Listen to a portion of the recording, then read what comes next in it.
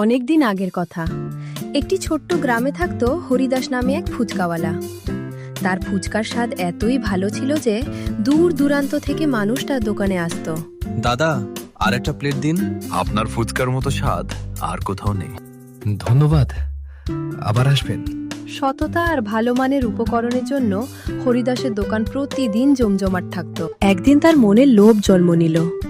সে ভাবল, যদি খরচ কমিয়ে বেশি লাভ করা যায় তাহলে খুব তাড়াতাড়ি ধনী হয়ে যাবে। এত ভালো আলু আর মশলা ব্যবহার করে কি লাভ? একটু সস্তা জিনিস দিলেই তো কেউ বুঝবে না। পরদিন থেকেই সে খারাপ মানের উপকরণ ব্যবহার করতে শুরু করলো। দাদা, আজকের ফুচকার স্বাদ আগের মতো লাগছে না। আপনারই ভুল মনে হচ্ছে। আমার ফুচকা তো আগের মতোই আছে। নিজের ভুল স্বীকার করার বদলে হরিদাস গ্রাহককেই দোষ দিতে শুরু করলো। কয়েকদিনের মধ্যেই গ্রামের মানুষ বুঝতে শুরু করলো যে হরিদাসের ফুচকার স্বাদ আগের মতো নেই।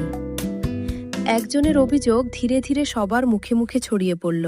আগে কি সুন্দর স্বাদ ছিল, এখন একদম ভালো লাগছে না। আমার তো মনে হচ্ছে ও এখন খারাপ জিনিস ব্যবহার করছে।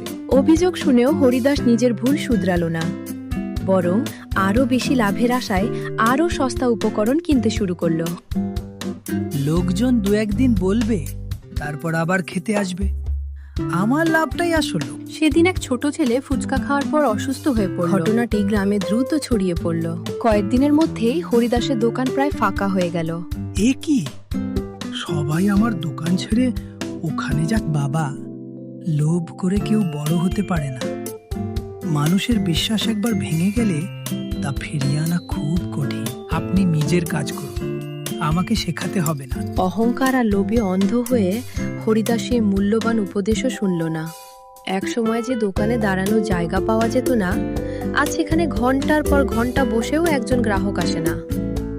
লোভের ফল ধীরে ধীরে হরিদাসের সামনে স্পষ্ট হয়ে উঠতে লাগলো। আগে ওর ফুচকা খুব ভালো ছিল, লোভে পরে সব নষ্ট করে ফেল। সৎ ব্যবসা করলে আজ ওর দোকান জমজমাট থাকতো। আমি কোথায় ভুল করলাম? হঠাৎ তার মনে পড়ল সেই দিনগুলোর কথা, যখন সে ভালো উপকরণ দিয়ে ভালোবাসা মিশিয়ে ফুচকা বানাতো।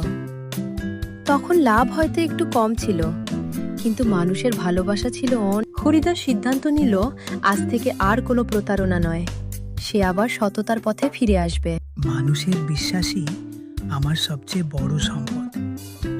আজ থেকে আমি শুধু ভালো মানের ফুচকাই বিক্রি। নতুন দিনের সঙ্গে হরিদাসও নতুন করে শুরু করার সিদ্ধান্ত নিল।